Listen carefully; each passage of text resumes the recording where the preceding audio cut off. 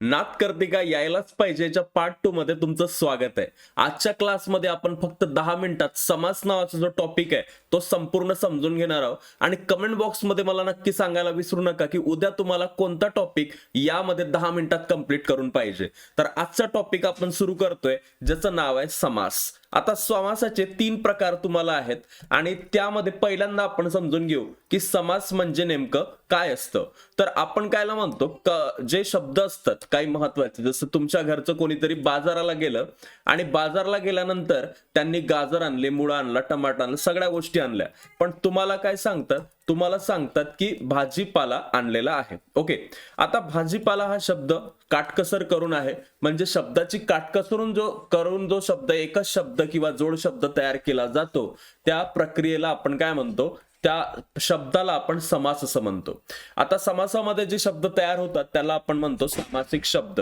शब्दाची फोड करून त्याचा विग्रह पण याच्यामध्ये केला जातो. विग्रह करणे म्हणजे काय, भाजीपाला शब्द आहे तर भाजीपाला, मुळा, कांदा वगैरे वगैरे, भाजीपाला सगळे शब्द त्याच्यात आले.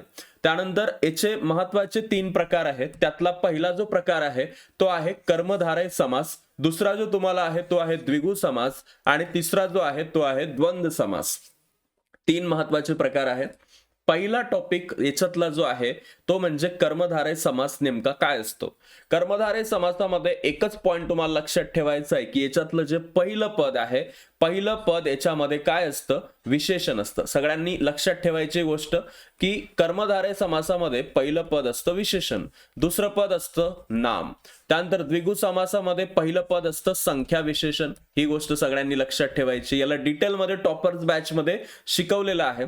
तर संख्या विशेषण दुसऱ्या याच्यात, त्यानंतर द्विगुमध्ये, त्यानंतर द्वंद्व समास. द्वंद्व समासाचे पण 3 प्रकार आहेत, इतरेत्तर द्वंद्व समास, वैकल्पिक द्वंद्व समास आणि समाहार द्वंद्व समास. आणि या 3ही समासांचा विचार द्वंद्व समासात केला जातो. याच्यातला जो पहिला महत्वाचा समास आहे तो आहे कर्मधारय समास. ज्या तत्पुरुष समासातली दोन्ही पद प्रथमा विभक्तीत असतात, पहिलं पद काय असतं मी सांगितलं तुम्हाला, विशेषण असतं. दुसरं पद काय असतं तर दुसरं पद नाम असतं.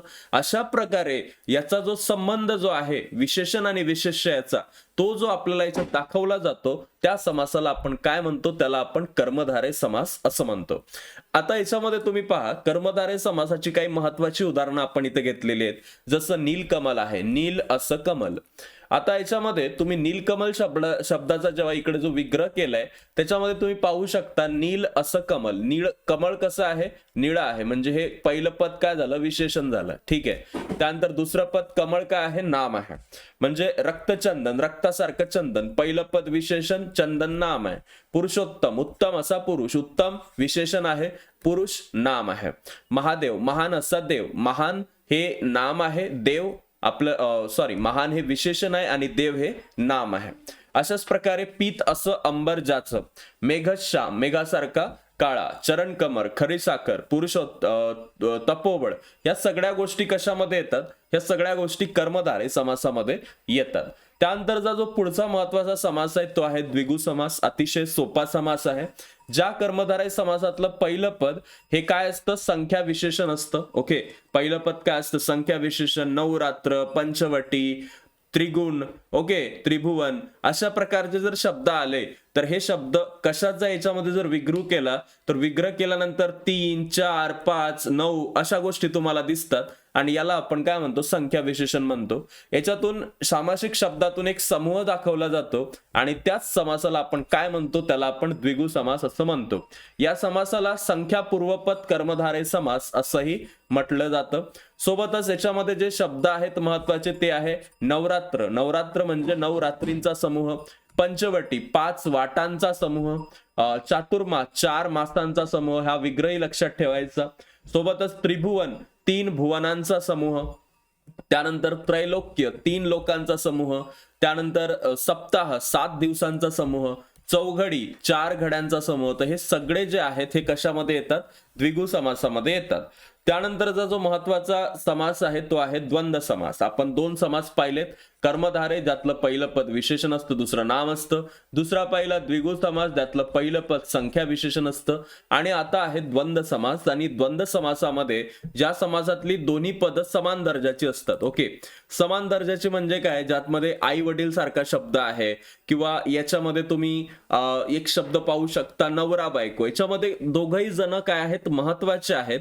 आणि असा जर समास तुम्हाला विचारला तर याला आपण नेमकं काय म्हणतो, याला आपण द्वंद्व समास असं म्हणतो. आता यामध्ये आणि, अथवा, किंवा हे उभयान्वी अव्यय तुम्हाला दिसतात. आता याच्यात एक सगळ्यात महत्वाची गोष्ट लक्षात ठेवा की यामध्ये प्रत्येकाचा प्रकार आहे, पण काही आपण उदाहरणं सध्या घेतलेले आहेत. जसं राम लक्ष्मण आहे, राम लक्ष्मण मध्ये राम आणि लक्ष्मण हे दोघही आपल्याला सारख्याच दर्जाचे, सारख्याच महत्वाचे आहे.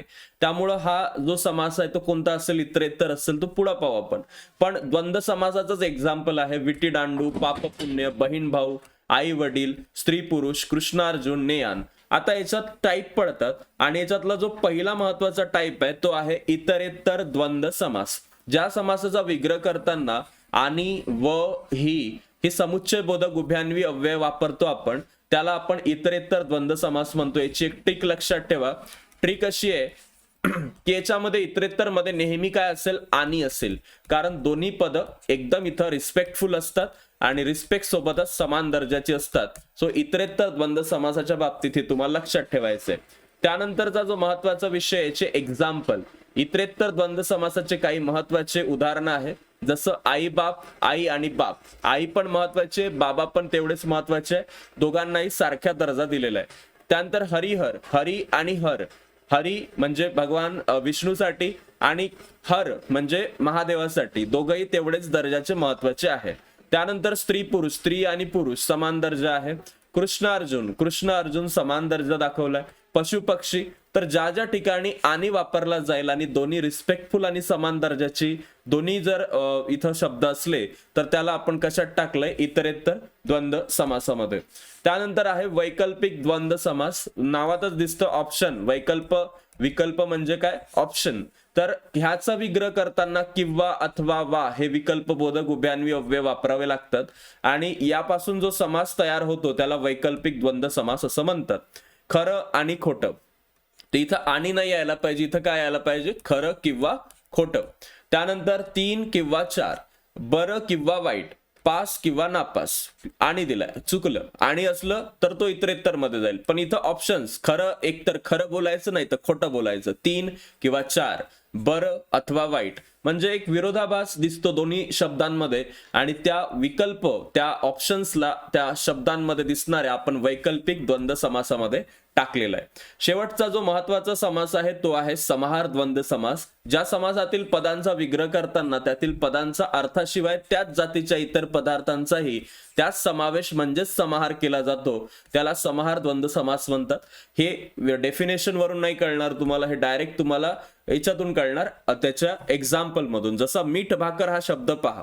मीठ भाकर आम्ही जेवतो, मीठ भाकर म्हणजे एकदम साधं जेवण जेवतो, त्याच्यामध्ये कांदा, मुळा, सोबत गाजर, अशा प्रकारच्या गोष्टी घेऊन जे जेवण केलं जात असतं त्याला जनरली काय म्हणतात, आपण मीठ भाकर म्हणतो. तर मीठ भाकर मध्ये सगळ्या गोष्टींचा समाहार केलेला आहे, समावेश केलेला आहे, आणि जिथं समावेश असतो बऱ्याचशा गोष्टींचा एकच शब्द वापरतात काटकसर करून, त्याला समाहार द्वंद्व समास म्हणतात. चहा पाणी करतो पाहुण्यांसाठी, त्यांना तर नाश्ताही देता, मग तुम्ही चहान पाणीच देता का, नाही तर फराळाचा पदार्थ असतात. तर असा जो शब्द आहे चहा पाणी वगैरे याचा विग्रह होईल, मीठ भाकर वगैरे, चहा पाणी इतर फराळाचे पदार्थ, तर हे सगळे समाहार द्वंद्व मध्ये येतील. भाजीपाला, मिरची, कोथिंबीर असतात की भाजीपालामध्ये. अंथरूण पांघरूण मध्ये उशी असते, चादर असते, ब्लँकेट असतं, पण एवढं अंथरूण पांघरूणच म्हणतात. शेतीवाडीमध्ये इतर तत्सम ट्रॅक्टर, जोडी, बंडी, बैल, बऱ्याच गोष्टी येतात, पण तेवढंच म्हणतात. तर हे जे सगळे शब्द आहेत, शेतीवाडी, केर कचरा, पान सुपारी, नदी नाले, जीवजंतू, चहा पाणी, मीठ भाकर, अंथरूण पांघरूण, हे सगळे कशामध्ये येतात, हे सगळे समाहार द्वंद्व समासामध्ये येतात. हे तुम्हाला लक्षात ठेवायचंय. आता याच्यामध्ये एक महत्वाची गोष्ट जी मला तुम्हाला सांगायची आहे ती आहे आपल्या टॉपर्स बॅच बद्दल. टॉपर्स बॅच लाईव्ह आहे, 999 रुपयामध्ये टॉपर्स बॅच तुम्हाला मिळणार आहे. सेमी आणि फुल इंग्लिश साठी ही बॅच आपण लॉन्च केली. सोबतच याच्यामध्ये Vedantu all India score accelerator test live आहेत आणि यासाठी तुमचं जे आहे रजिस्ट्रेशन सुरू आहे. तर ज्याही विद्यार्थ्यांना याच्यात रजिस्ट्रेशन करायचंय तर सर्वांनी याच्यात रजिस्ट्रेशन करू शकता. Thank you so much. तुमचं जर मी तुम्हाला सांगितलंय की तुम्हाला काय पाहिजे उद्याच्या क्लासमध्ये ते कमेंट करून नक्की सांगा. 10 मिनिटांमध्ये एक्झाम रेडी आपण करून देणार आहोत या सिरीजमध्ये. So thank you so much. भेटूया आता आपण पुढील क्लासमध्ये. Have a great day. Thank you so much.